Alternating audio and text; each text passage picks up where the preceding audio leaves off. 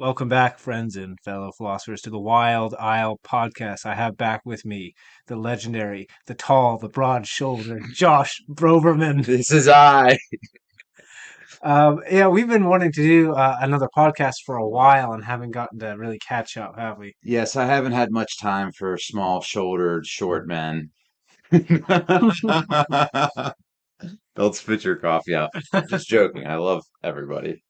All right. So, right before we started recording, you said that there's something relevant about tall and broad-shouldered and short and skinny-shouldered. So, what are Yeah. you going with, or going with that? So we're just gonna skip the shilling this podcast. That's a good idea. We should just get into it. I always chill at the end, We Josh. could chill at the end. We could chill at the middle. Uh, yeah. So there's some body type preferred. I don't know. Certain body types are good for certain things. Some are good for Gringos Tacos. This episode is brought to you by Gringos Tacos. Wheeling, West Virginia. Elm Grove. White bread taco trailer. If you want to be more of a route, are you tired of being skinny? Do you not struggle to breathe when you run? Well, come to Gringo's Tacos, where you can get the round shape that you've always wanted. All right. Anyway, moving on. Uh, the different body types are better equipped to do certain things. I know that the postmodernists might not agree, but from my experience doing martial arts, they tend to be better at certain things. It's like the one body type's good at deadlifting and military pressing, and the other body type's better at bench pressing and squatting. Um, I have I have a pretty crappy bench press. I mean, it's better than like 99% of people in the world, but that's not that hard to do. Um, because it's 99% of the people in the world will eat like they're at Gringo's Tacos in Elm Grove from 11 to 3, Saturday through Sunday.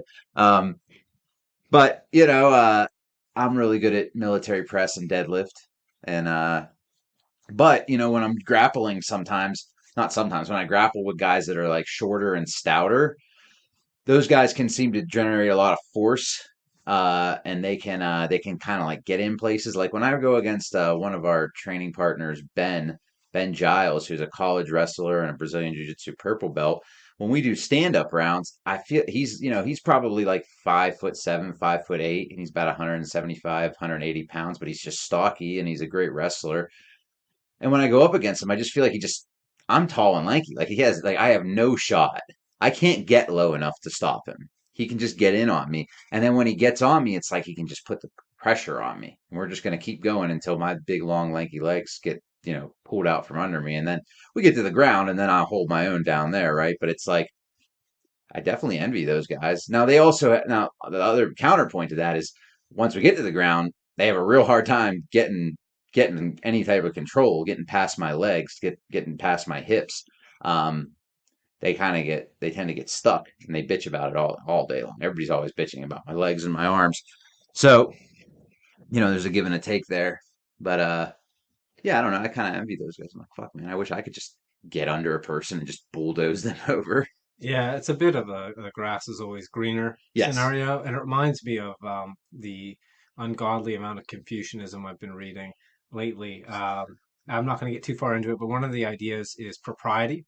It's a word that we don't really even use, and I think most of the time people wouldn't understand what it means. But I've really thought about what proper means because the vulgar herd, as they say, might come and think, well, it's just the thing that is accepted as normal or accepted as right. The word accepted being the key word there. But actually, I really thought about it. And if that's the case, well, then you fall into the postmodern trap, right? Where words are merely significations of, let's say, group power, something Hmm. like that.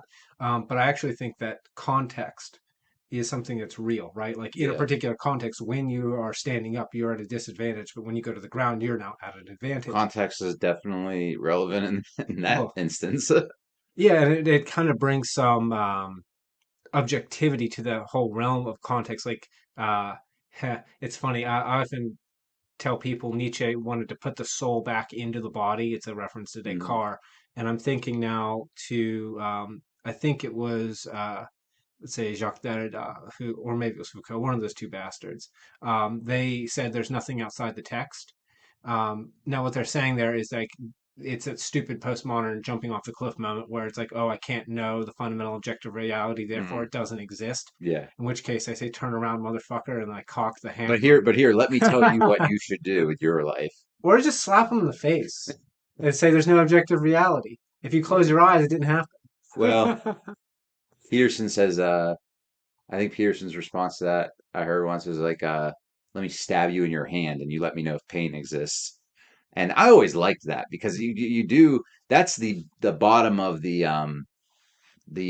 what's it called when nihilism, that's the bottom of the nihilism argument. It's like, okay, well, if nothing matters, then why does this thing matter?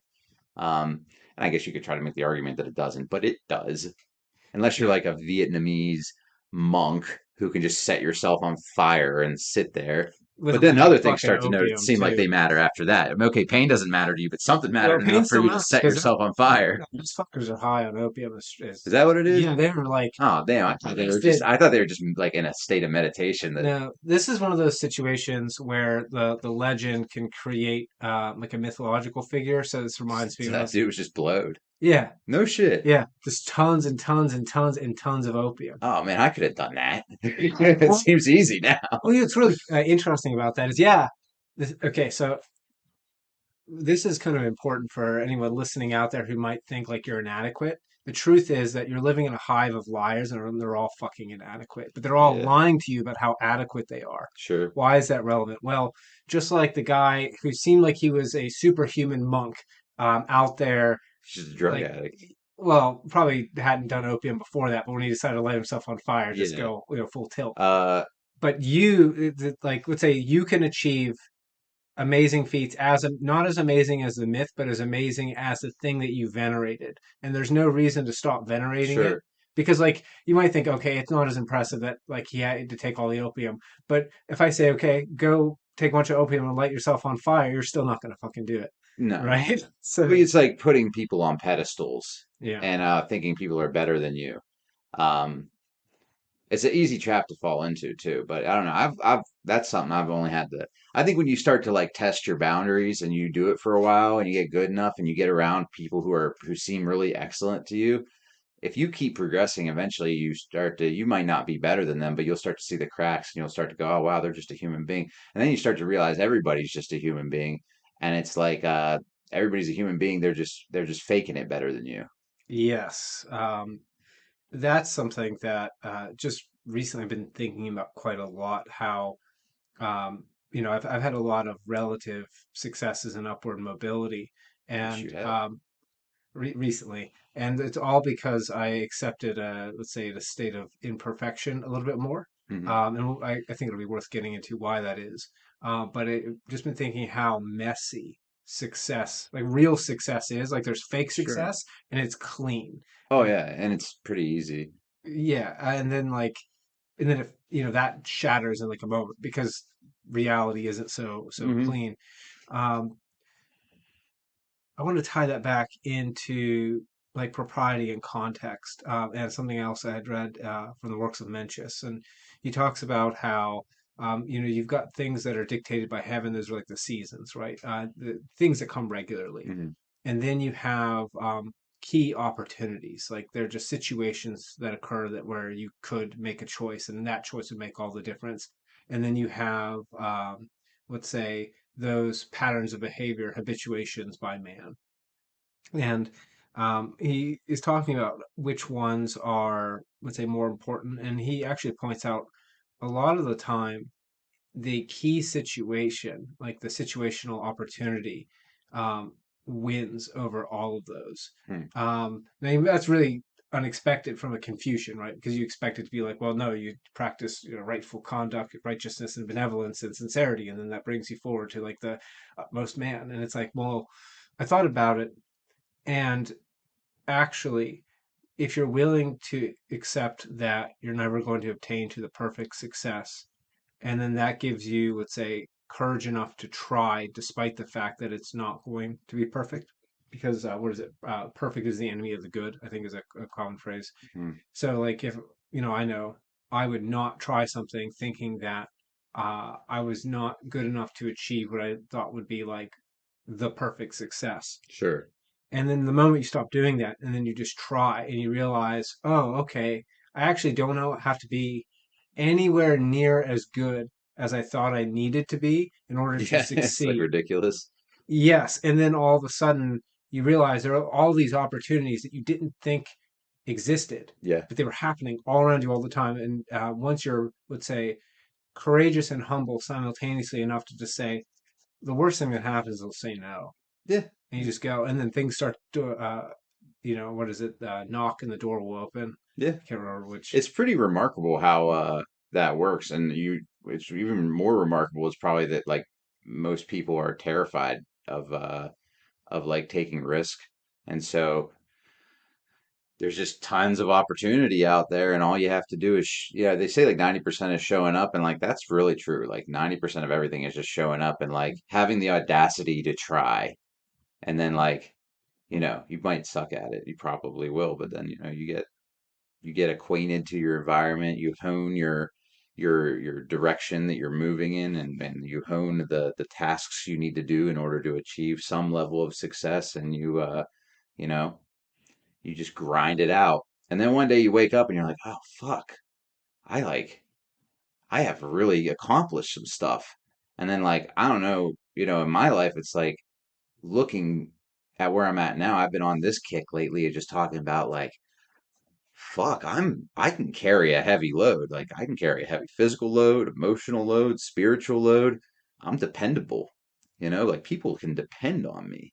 And I was touching on this like pretty recently talking to some people where it's like, you know, all that comes down to like a bunch of little successes done repeatedly.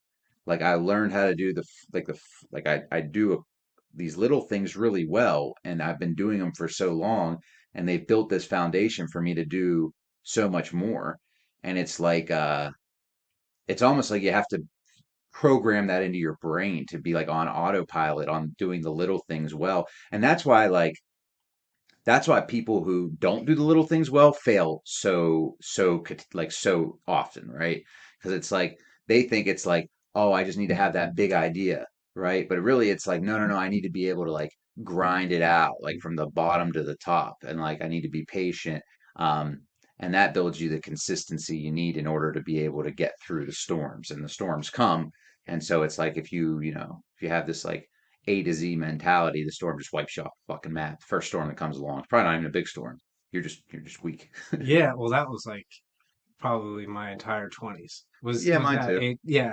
And I think, you know, if we could ask or could bother asking where that comes from, because I know I had this notion I'm going to get out of my undergraduate degree.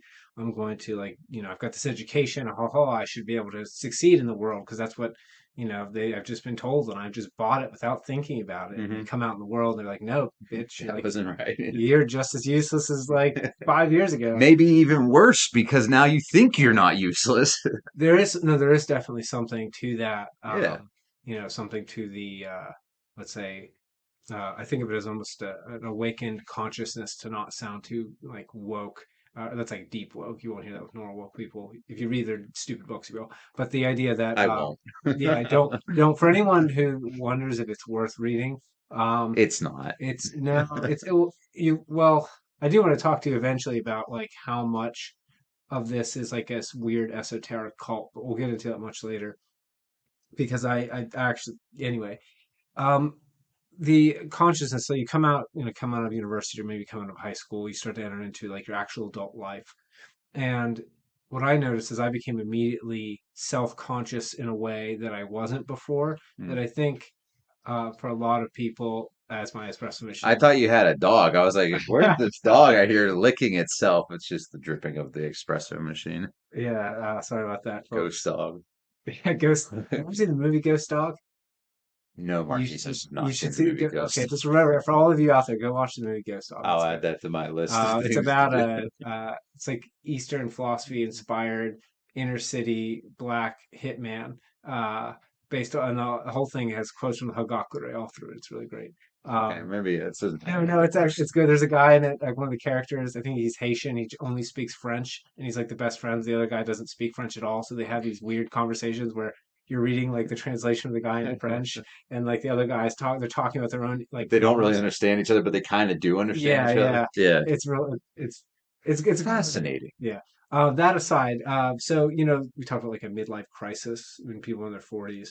I know I experienced I think something akin to that, but like at You 22. experience what's called a spiritual awakening.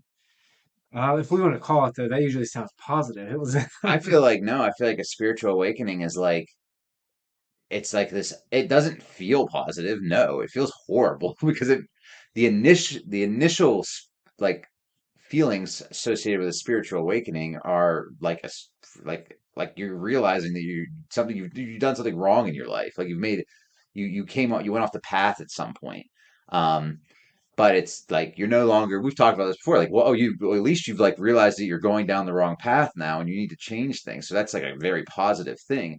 It's kind of like right now with the economy, like the Federal Reserve is raising rates by 50 points, and like that's their way of fighting inflation. And then just recently they decided on this most recent round of like raises that they're only going to raise it 25 points. Well, they're still raising points, but it's less points than before, so it's a positive. It's like a net positive in the long term, and that's the way it's viewed. Same with if you're going down the wrong path and then you fucking stop. yeah. So if you stop going down the wrong path, just stop digging yourself in That's a hole. positive. Yeah. You're Well, you're in a net positive. it's Well, you're, it's relatively positive. Certainly didn't feel that way when I realized it, and had that cessation. Um, you'll realize one day that that was probably the best thing that ever happened to you. oh no, I don't doubt that it was the best thing that ever happened to me. But like most good things that are good for you, like you tell someone to do them, and it's like that's horrible. Yeah, you just feel weird. I had a guy I was talking to who's in jail, and he goes, I've been sponsoring this guy for years, and he goes, for years he's just kind of been an for lack of a better word, just didn't fucking listen to me, right? I would say, hey, your drug use, and your general assholishness is the reason your life is miserable. And he would just like fight me on that always. And then terrible things would happen to him over and over. He's sitting in jail on the phone. He goes, you know what, man? I think I think maybe my drug use has something to do with why I'm in jail. And I said, well, yeah, you were you were on drugs when they arrested you for being insane. Um, but he had that moment, he's in a jail cell and he's like, oh fuck, and he's like he had this like beautiful moment, and I was like, maybe there's hope. I always had thought there was hope for him. Like I always felt like God had a plan for him, and like I was part of it, and I would get annoyed with this fucker because he just wouldn't listen. I'd be like, can you stop doing like he's doing hardcore drugs? He would get clean and then he would just go do them again. And I would say, and he would fight me while he was clean. He'd be like, "This being clean shit's, for the birds. This recovery shit's fucking bullshit. Y'all are cult. Whatever, man. My life is going really good, and your life, is gonna go better if you just stop fighting this thing. This like this reality that like, your way, you're off the path, and like this is the path, and you can walk this path." But he just hated walking it, and he would just fight me on it. He'd be like antagonize me, and he would like call me like, "I think I'm gonna get high today." He'd be like, "Don't do that. What are you talking? Why are you calling me?" He'd be like, "What? There's nothing wrong with getting high." And I'd be like, "Well, yeah, there's a bunch of things actually wrong with it." And then he'd fight me on it. And it was like the first time he was like, "Yeah, maybe I was wrong." And it's like, "Oh, yes, Yeah. So this would be fun. I'm gonna take our anonymous jailbird's position for a moment. When he said, "Okay, you guys are in a cult," yes, so I actually think no matter what you do, you are going to participate in something that is like a cult religion. yeah." But we chant stuff. Well, no, that's We I mean chant. that those are the superficial aspects, but this is kind But of if they start asking us to wear robes, I'll leave. If the they start asking us to put some robes on, then yeah. So, well, you mentioned God, and we had a whole conversation about faith, and we kind of boiled it down to a kind of attitude or disposition of, let's say, love toward the world in such a way that you would expect that love to be reciprocated, right? Something like yeah. that. And Or that, just like an idea that you have value, that you matter. yeah, and if we personify like the universe, right? We say like we take the objective universe and we say this is like it has a consciousness and agency, and for us to say that you matter, like objectively. Like there's no debating whether you matter or not. Doesn't actually matter if you matter or not. That's the beauty of it. Yes, but then we're getting a little bit into the realm Yeah, of we don't the have to decide whether you matter or not, yeah. actually. The point is just that in your mind, you think that you matter. And that by virtue everything else matters, and down the hole we go. Yes. The, it gets complicated because okay, so depending on how many concepts you can juggle at once, how many levels of analysis you can think in at once, that all is really clear.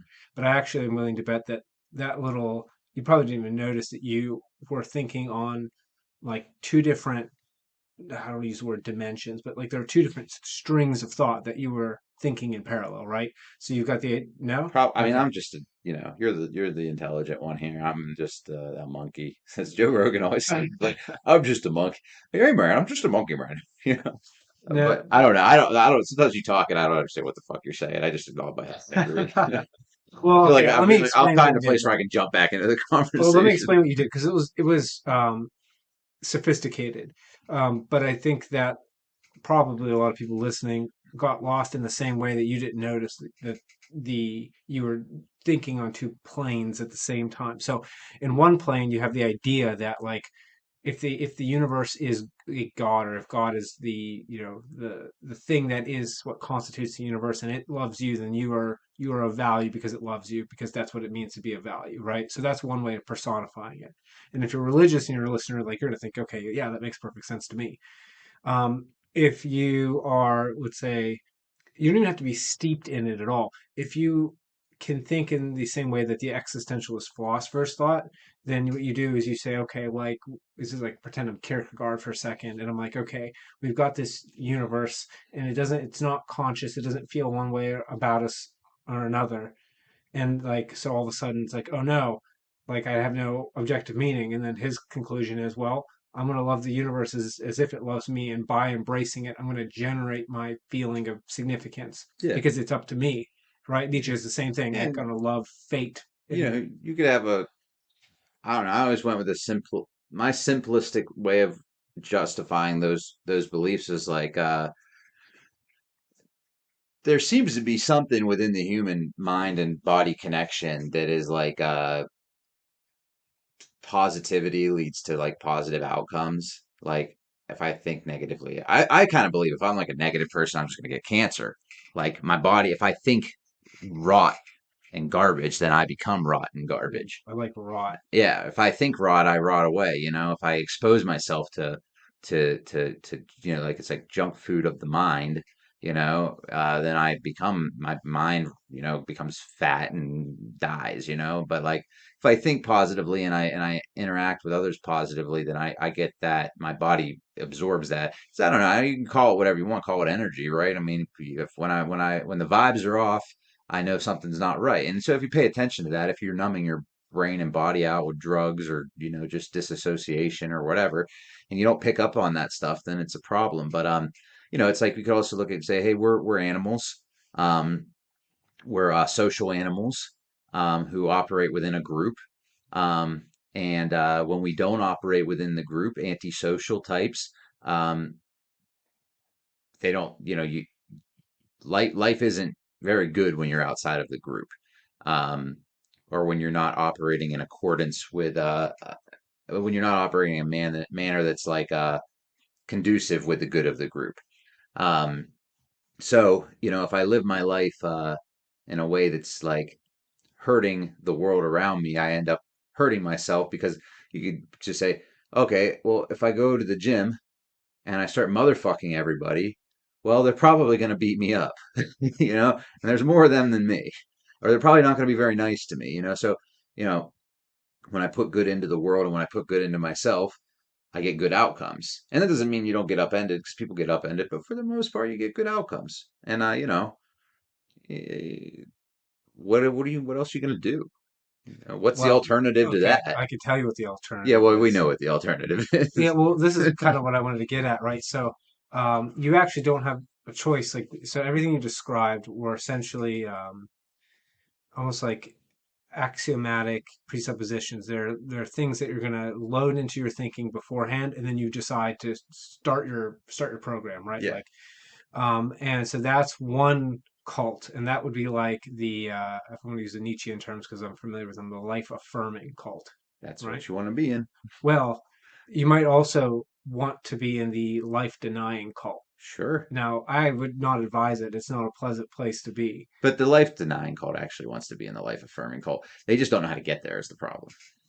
I think that that is mostly true. That I've Sure, there's some outliers, but yeah. There are a few people who once you have gone so far, Yoon talks about this. Like yeah. once the ego has become so fragile, There's no going back. yeah, the cure would kill you. You can't, like, we talk about this in recovery, right? It's like you can't get at a certain point in your recovery, you could relapse, but you'll never get the old feeling of like bliss back from it. You'll never get it because in the back of your head, and I've had using dreams like this, right? Where I've got high in a dream and I felt this dread come over me of like, what did I just do? And like it's like I'm high and I feel this bliss in my body kind of, but in my mind I know that I know there's no escape. Right? I know that I can't escape and it's like shame comes over you and it's like once you get enough taste of true enlightenment, um, or you could say like once you've walked in the light of God long enough, you go like, oh, okay, there's actually there's a choice, but the choice is between like terrible, useless suffering or functional, useful, healthy suffering. Yeah, Is that like, that's it, right? You get pick your poison, bitch. yeah, like well, if the Buddhists are right in that, well, I'll combine a couple of things. So Buddhist and some Zen Buddhists. So if life is, or if all desire is suffering, right? And Takuan, the Zen Buddhist monk, is right that just having a body intrinsically mean you have desires. So no matter Yeah. what desire, what he starts out, which is kind of you think unusual for a Buddhist to say, there's no escaping desires. So immediately the whole idea of reaching nirvana is now gone. Yeah. Okay, so what is that? Then you have to ask yourself, what are you going to do then? Because you're in trouble, Well, right? that's the whole, right? That's the whole like MO of what we call addiction or addictive people, even if we're not talking about drugs. Obviously, a drugs is trying to escape the feelings, and so is everything else that addiction roots itself in. It's like trying to hit nirvana, but it's unsustainable, and nobody can ever like really pull it off. So, wonder why that is. Oh, well, it's because it's impossible to pull off. It's impossible to sustain. Yeah, I don't even think that they're trying to escape even. I have a suspicion that what they're trying to do is bring themselves to an end. I think it is a kind of act of suicide. And the reason why I think that is because in the with the fundamental will for the life denying cult, if we're going to call it that, that will that all things should come to an end is exactly that. It is the inverse of realizing that realizing the wrong word, accepting, right? So you're confronted with life, you discover that life is suffering. You have this notion in your head, this childlike notion that there could be um, there could be a world where this suffering didn't have to be. And now, in the front, that seems like, oh, if I could just escape to that place. But in order to escape to that place, you have to. Destroy objective reality. Yes, and there's if you read someone like Paulo Freire, who is like he brought the religious side back into the Marxism. If you guys don't know, Marx when he was younger was less strictly materialist and he was more kind of esoteric before he wrote Das Kapital.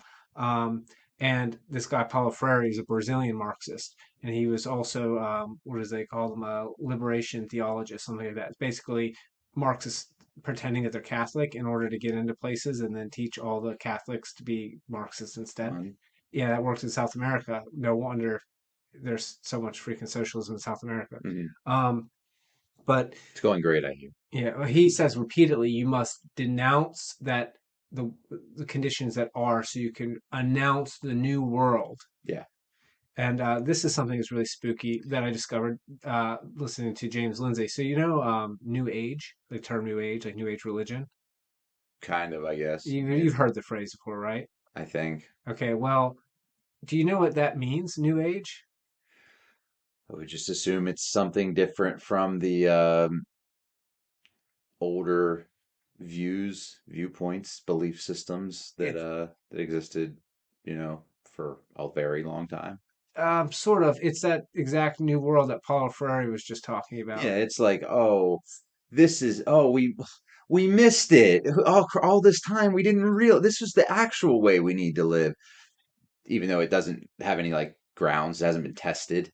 Correct. And why is that? So I Or mentioned, it has been tested and just failed miserably. yeah, what brings for no, well, it depends what failure is, right? Because think about it. If the new age or the new world or the world that's going to be announced or the blissful utopia or the return to the Garden of Eden, Yeah, is to destroy the world, and then it's all pretty of a sudden, successful. yeah, Maoist China makes sense. But even then, it still kind of failed because it's not really doing that good of a job. I mean, I don't know. Well, think of You, the Soviet Union, man. How close did it come to total annihilation of everything with nukes? valid, That got pretty damn close. pretty From close. all of the world-ending pushes, like I don't know if anyone was more successful. True, facts. I mean, it wasn't that different recently. I mean, there's a lot of talk about nuclear weapons. I don't think anything's going to happen, but like, um, yeah, no, I mean, yeah, I don't know. Yeah, There's like a lot there's one thing I've learned right in my time is, and this is like important. And it's like I find myself identifying more and more with like a Roman Catholic crusader, you know. what, you're They, just gonna go kill a there was bunch of the, Muslims? It's well, like no, I wasn't planning on killing anyone. I just find myself rooted in this like I don't know, like my brain just keeps going back to these like conservative, like religious, like I feel like it's like a joke kind of, but it's also kind of not like all that's left to be like a true rebel is to just be like a Christian conservative at yeah, but this you might point. want to pick something like a Roman Catholic crusader. They also went on a crusade through Europe to kill all the Jews. Yeah, but that's kind of the irony of it, right? Because I'm a Jew, so like, there's really a lot of weird feelings going on in me right now. I don't know. I might be converting to Christianity at some point. I might wait till my dad dies and then do it. That way he's not too upset with me. But I don't know, man. I have this like, there's something in like like being strong and being, like I said, like being able to carry a heavy load, bearing your cross, like, the more I do that, the more I become something fierce in the world, right? Something prominent that's not easy to move. Um, and the more I look at people who don't do that, they're just little sniveling weasels, and they could be knocked over with the gust of a fart, and it's like, well, all you're doing is exactly the opposite of what I'm doing. So how can what you're doing, if going back to like the life affirming, right? It's like it's not life affirming, and it's clearly wrong, and you're destroying yourself because you're unable to accept yourself, your humanness. It's your fear of not being in control, and now you try to explain that to them, and they don't ever get it unless eventually they have the spiritual awakening inside a prison cell. But like, this is what works, and it's like the life affirming nature of like, there's something in just there's something, I don't know, Well, I I'm can, on to something. I got a yeah, tiger by the tail, I know that. And other yeah, people know it too because they see it and they go, I want what you have. And I go, yeah, man, I don't fully understand it, but it's working. I can tell you what really has helped me that I got from you, from that you advised to me. So first, I want to say that the Wild Isle podcast is not affiliated with Narcotics Anonymous in any way, shape, or form. Now that I've gotten that out of the way, because I want to make sure that that's understood, you advised me to read the NA basic text because there's a lot of good advice in there, and Suggestions. We don't give advice. uh, yeah, sure, semantics. It's definitely advice. But I'm not affiliated, so I can say that. But you are affiliated, but Uh, you're not affiliated. The NA, there's a funny because it's like in the beginning of an NA meeting, you read this thing called the 12 traditions of NA, and like one of the traditions is like the NA name is not affiliated with anything, so as never to be like corrupted by it, which is kind of funny that you like said it like that. Well, that's why I said it like Yeah, that. That's exactly that's why. okay. Yeah, that was the joke. But Nobody's gonna understand that joke well, they will now. unless they're in NA, then they might, then Yeah. they would. Well, one thing that helped me quite a bit, in fact, is a really embarrassing story. I was like reading the text. I think it was at Starbucks at the time, and I got to which step was it that I was reading about? It might have been three, maybe it was. I think it was three, where you let's say We it's at, became entirely willing to turn our will and our lives over to the care of God as we understood Him. okay. Well, thank you. So Yes, as you that's can the tell, first I'm step. and there is a It's lot a of great talk step. about it's a God taking away all of your faults and fallibility when you're able to surrender, like allowing that to be kind of Yeah. stripped from you.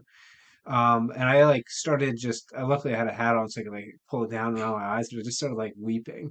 Yeah, Um, that no, that's real. That's a real moment that yeah, happens. I had that where it's like that realization that you are loved and how could I be loved?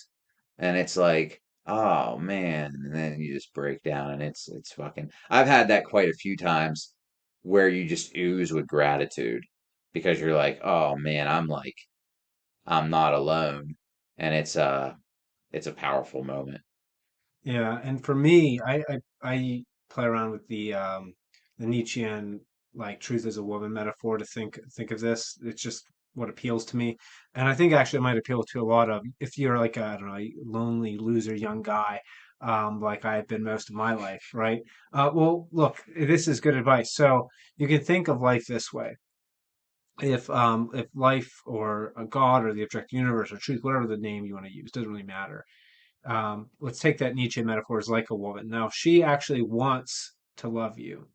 And in order for her to love you, you have to be willing for, let's say, to embrace her. And that's going to be painful because you're going to have to take on a bunch of fucking burdens. It's going to strip a bunch away from you. It's going to break you Yeah. to carry that load. And Hmm. that's like what it's like if ever actually in a relationship with a woman, like you get in a relationship and then like after a while you have kids, you have responsibility, and maybe you Yeah. start like, You like, take on a lot of responsibility. and in that process of earning all It's those a things, lot, you a have lot to, of work just to get laid.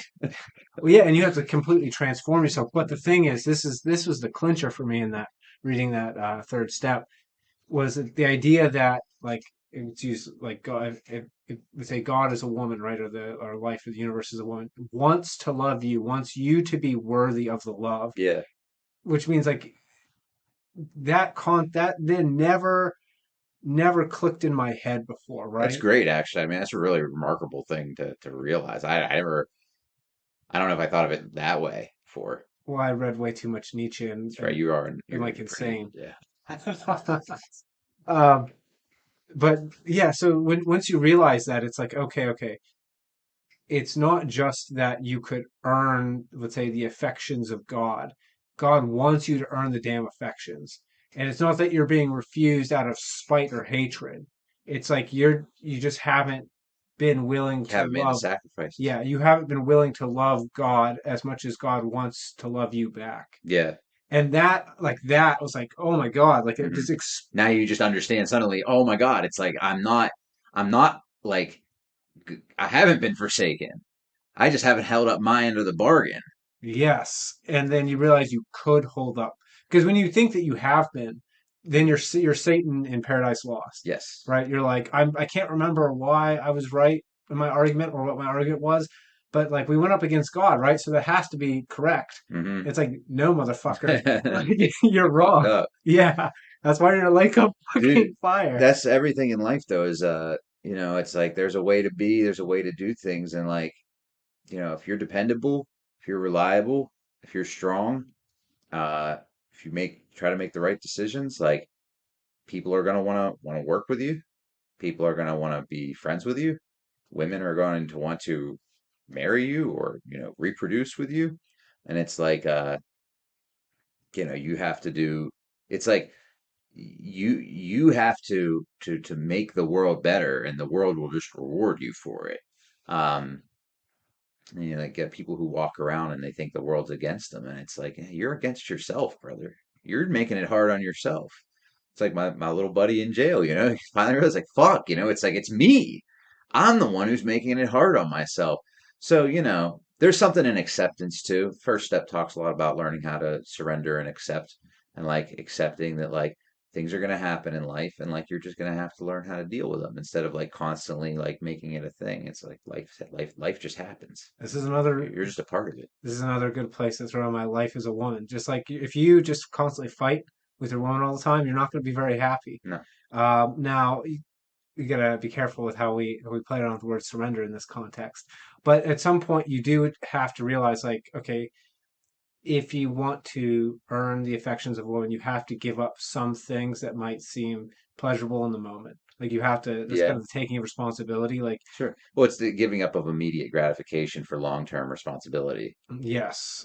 So like, maybe you don't want to have to plan out for like every holiday and have like something special there and then plan out like date nights and then plan out like using the metaphor for like a relationship. But if you want your relationship to work, it's like, is it really that much effort to like do the sentimental sappy stuff that like she's going to enjoy? Yeah, you do it. And what's the alternative?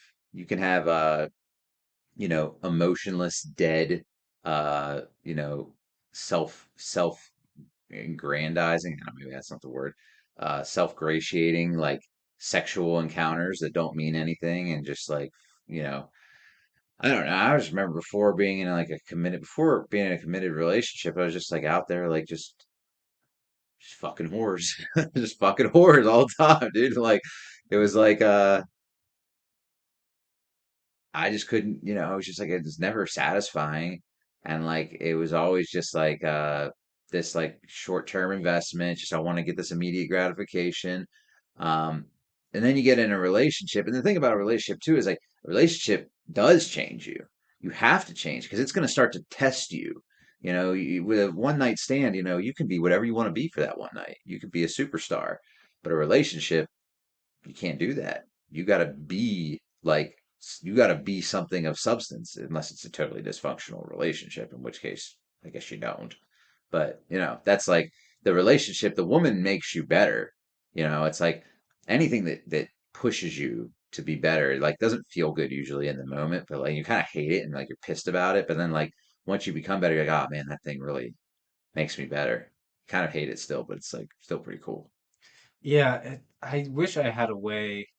Well, maybe Mencius has an answer. There's a thought that popped in my mind from a quote, and I'll say it now, and I'll connect it back into this. So, Mencius pointed out that like if you are a superior man, the best thing that you could do is to like teach those who don't have the wisdom that you have, the wisdom so they can make themselves better. And then he follows that up with another sentence that's immediately important, which is, and really the only way that you could teach them is through your example. And so Mhm. by being doing the very things that make you the superior man, you are both teaching others, and that's the very best thing you could even do. Yeah, and people are watching.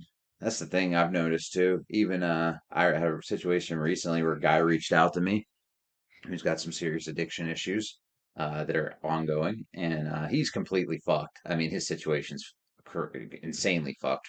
Uh, but he sees me, and I didn't even know like I haven't talked to this guy in a long, long time, and I didn't think much of him. Kind of honestly, I thought he was a real piece of shit, to be honest with you. It was just like, uh, I know his history. But he reached out and he goes, yeah, and it's like, oh yeah, man, yeah. Uh, he's just a human being who's just going through it, and his behavior, over the years might be pretty bad, but like that doesn't mean that at the core of it, he's not just a person who's struggling. And we tried to get him on the path, and he didn't quite make it. He's not ready yet, but it was like this guy, just some random guy, just pops out of the woodwork, and it's like asking for help, and you're like, oh shit, like people are paying attention. You know what I think? Because that question, like, what can you do? No, you can't fundamentally make someone. You can lead a horse to water, can't make it drink, right? Like that's always going to be true.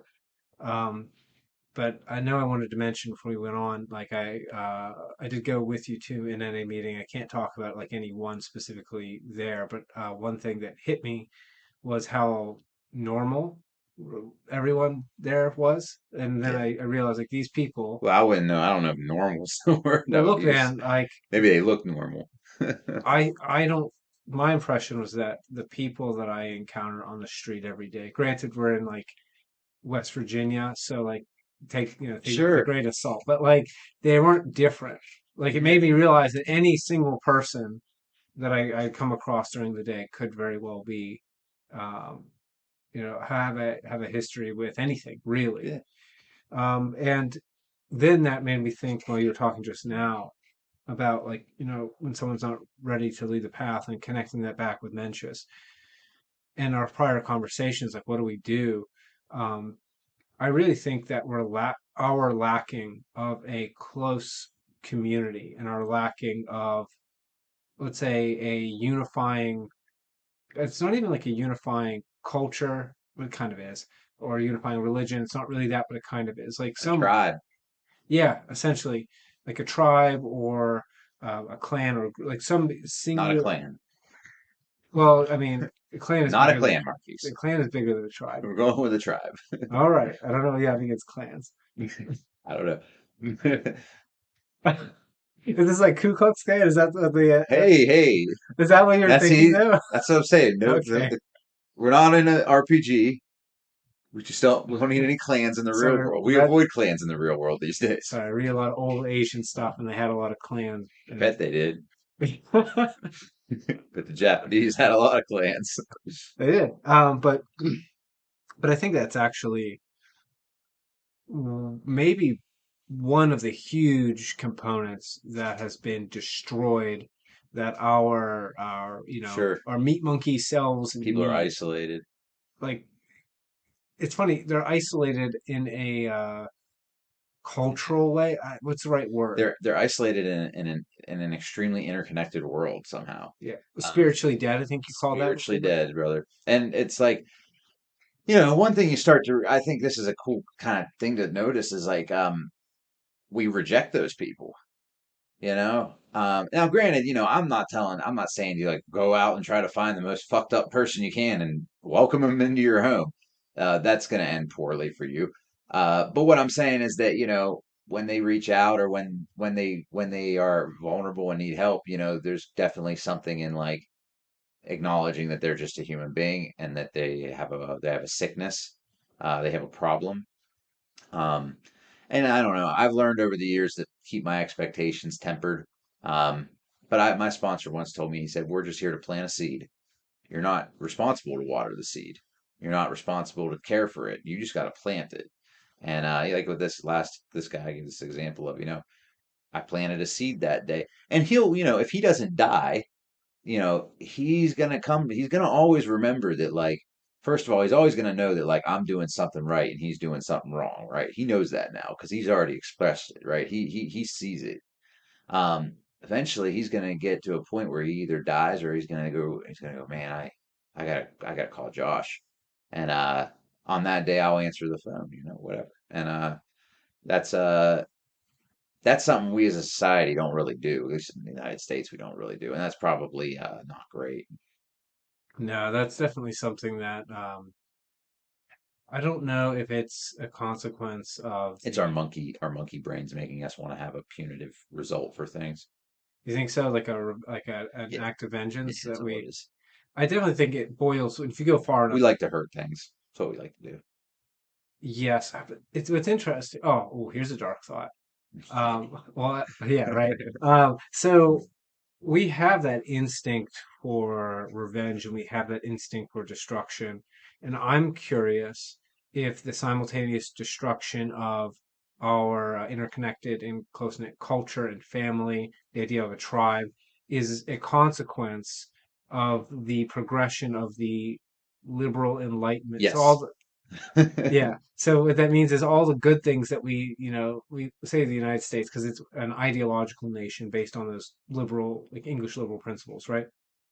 Um, if it's very well the case that those principles, essentially, the good part is they were kind of inclusive. Like you might say, well, like what about all the slaves and the landowners only being able to vote? It's like the very principles set up made it to where it was very easy to argue that like those things shouldn't stick around. Like you can kind of see if you look at the way the whole thing was constructed, it was like here are some blatant contradictions, and here are some more fundamental principles. These things, we pass them down a couple generations. Hmm. What was going to happen was kind of inevitable with the way that the founding documents were written. But what am I getting at here? I'm getting at those very foundations. I think being so inclusive did not account for the, I think, dark side of our nature. And the dark side of our nature is exclusive and requires, let's say, an enemy, requires something on the other side. Because if you can't have a tribe of everyone, because it's not a tribe, No, the tribe is us and not them over you have to there. have a value structure, a value hierarchy. You can't just say everything is the same. Everything Yes. is the same thing. And as we become more and more global in our cultural conception, because very obviously we are. I mean, I know I listen to, like, it basically, if you speak English, like, I listen to the British internet broadcasters, people, from on YouTube, people from Australia, New Zealand. You don't even think about it. Canada, like, you don't even think about it. And as more and more nations start to speak English, if we don't all end up speaking Mandarin in 20 years. I mean, But what's happening is the speed of communication, social media, all these things are making us more global.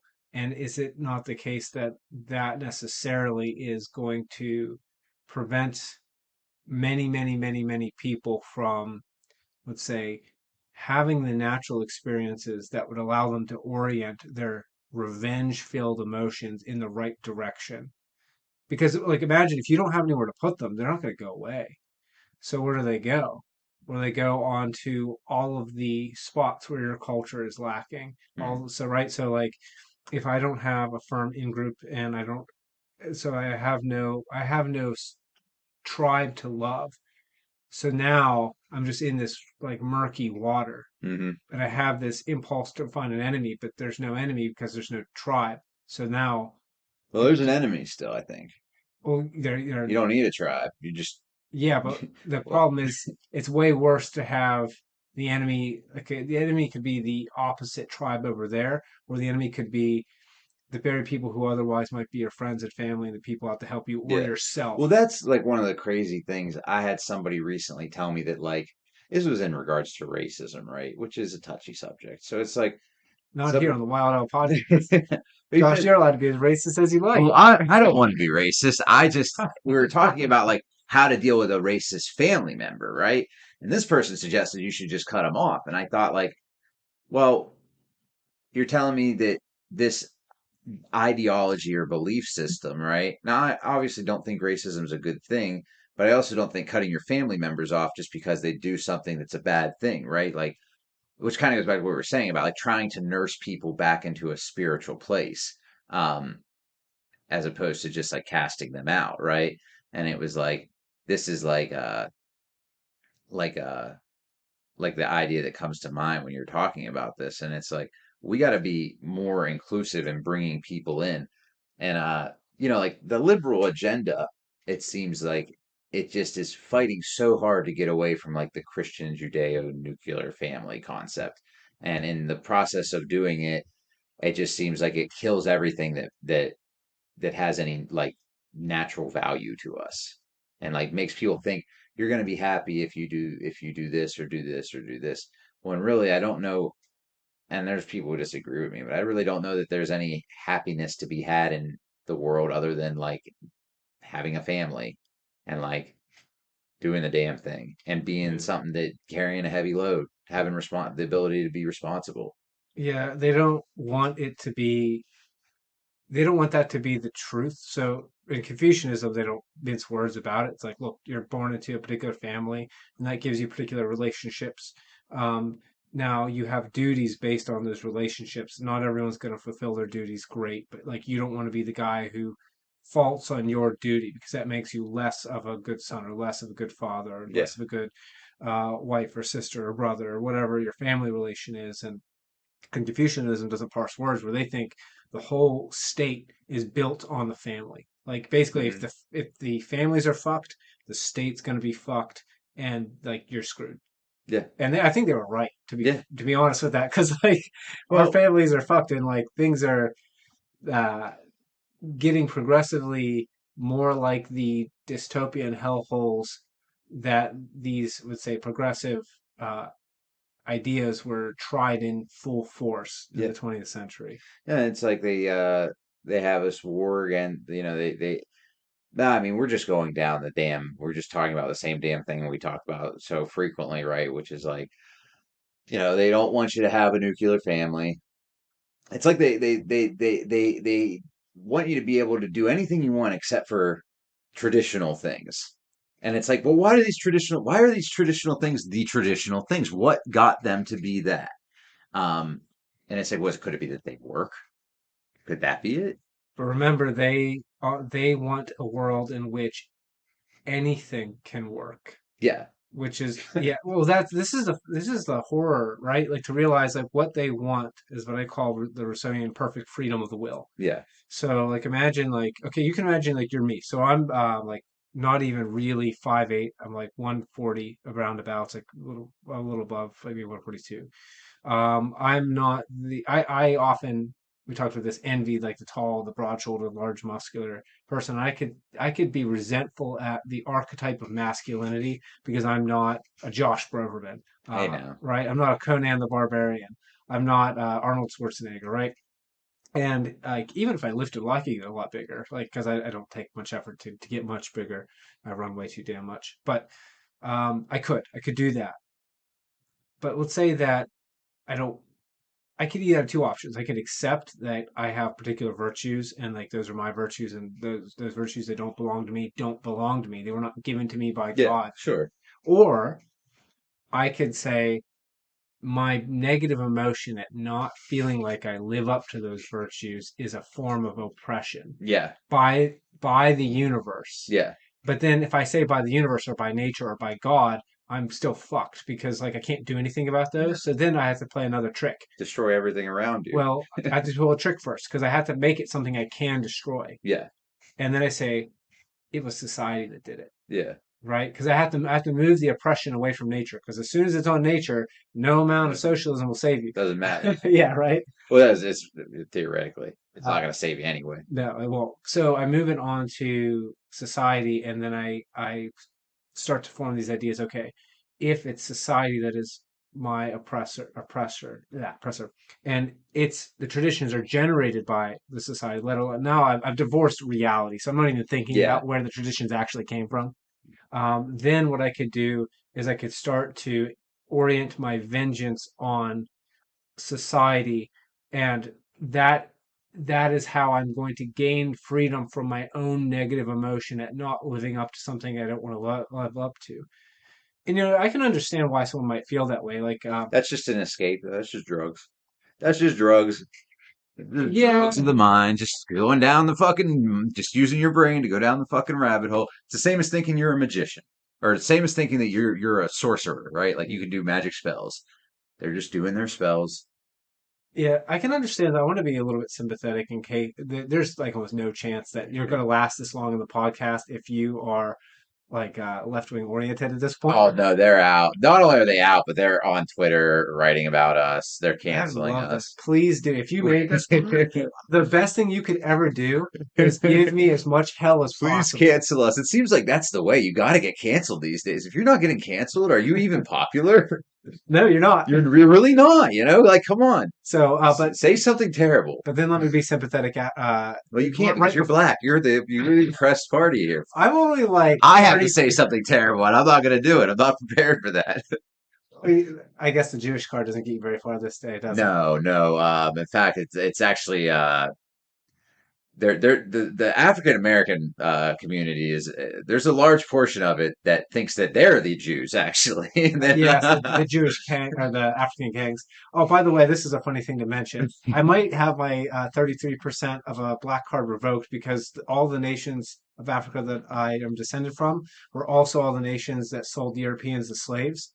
So there's like a 50-50 shot that like a big chunk of the African heritage were the slavers as well as the wow, slaves. So I'm also guilty. I don't know how many, like that means I only get half as many reparations. yeah. I don't know. Maybe you should just take a moment to apologize.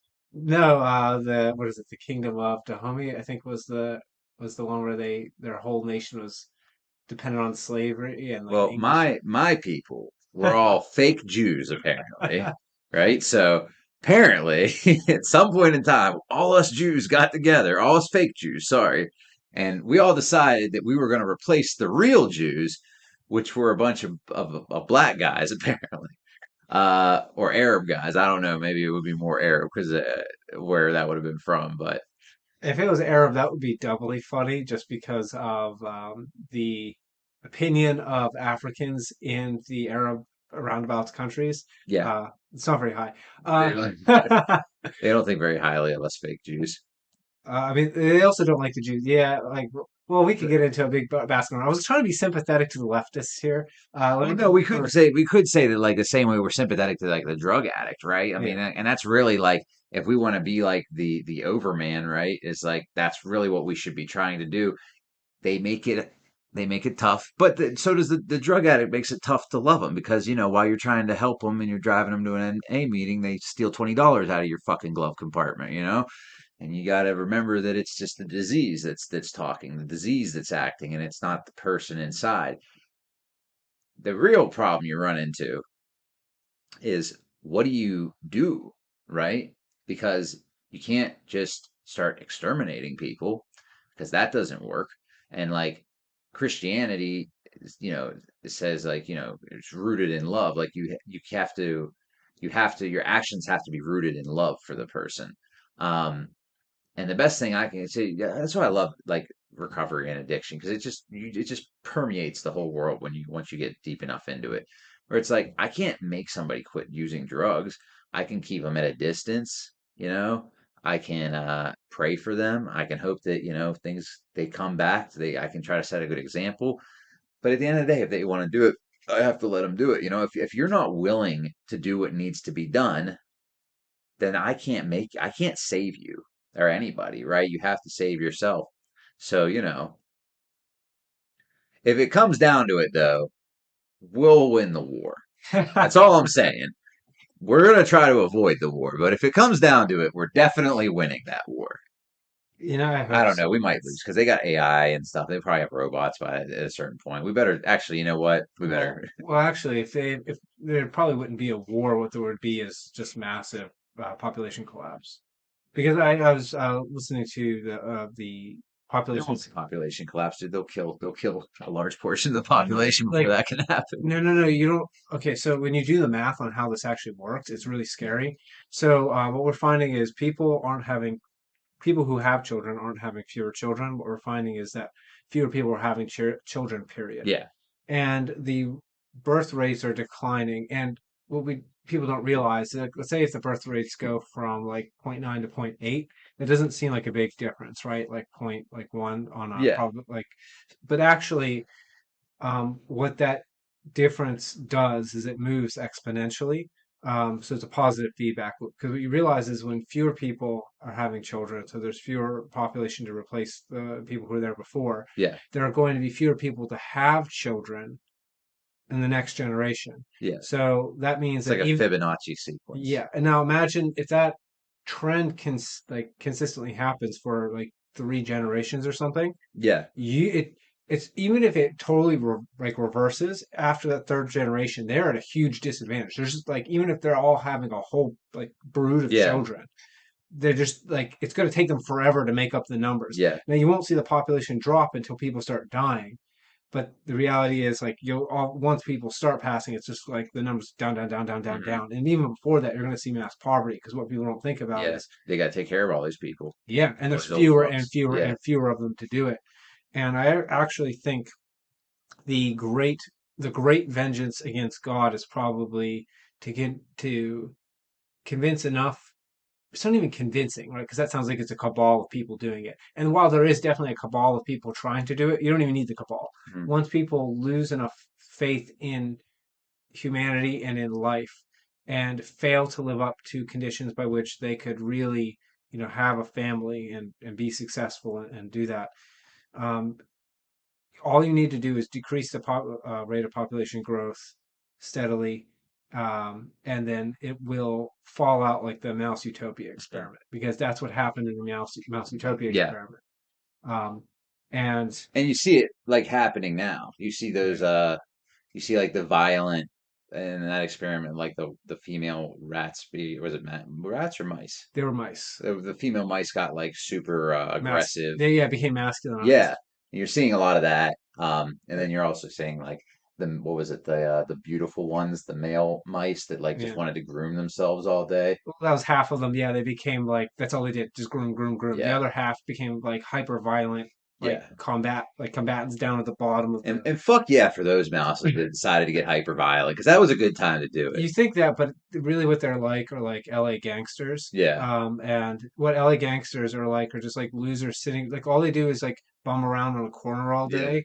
Like most of them don't aren't even the Like ones fighting. selling the drugs. They're just sitting around drinking, getting high. Yeah. And then like if they see someone who they can outnumber on a corner, then they all like pull out their like fucking probably not even Glocks, like probably high points, right? This is like a cheap plastic, Yeah. like a Glock is mostly plastic, but like even more plastic than a Yeah. Glock, and like you know, front a whole bunch and scare off someone who doesn't stand a chance because they're outnumbered 10 to 1, and then like that's their whole lives. Well, fuck me.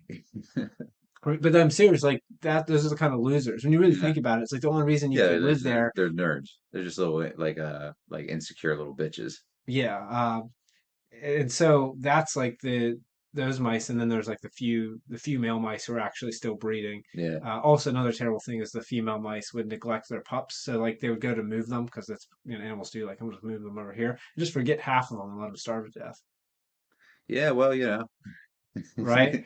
that's what happens, I guess. Yeah, I the moral of the story from the beginning of this to now is like we need strong men in the world.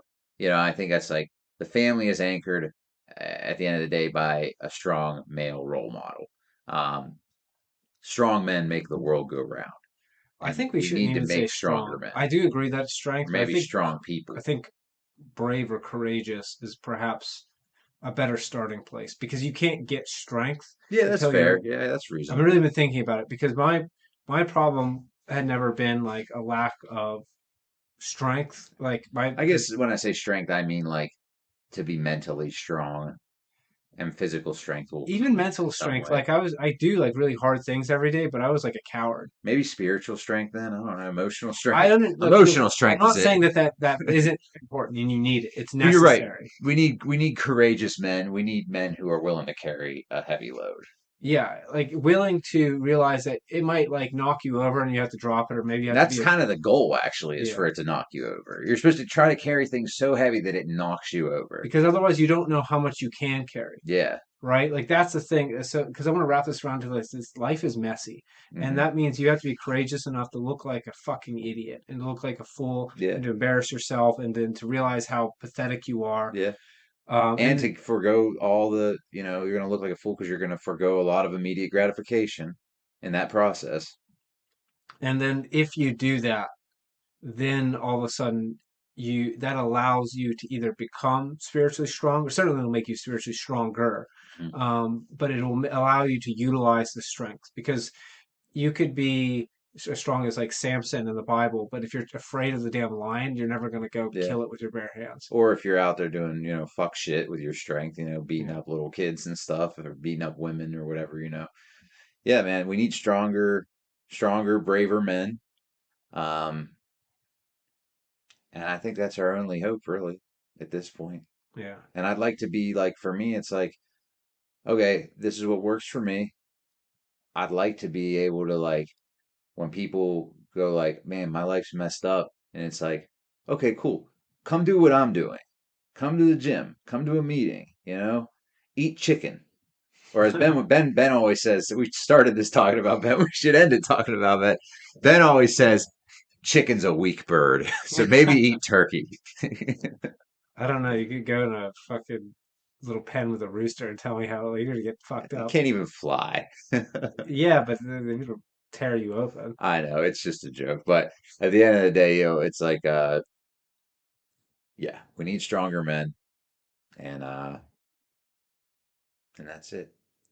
I think it's a good place to wrap up this one. It was great having you back on. It's great to be back. Yeah, I hope to be doing these a lot more frequently so we could maybe have a more formal topic. This was like we decided to do it in a Well, we set. were going to talk about martial arts, Oh, that's right. I and forgot about that. uh, I don't. I thought you knew that, and we started going, and we went down the philosophical route, which is fine.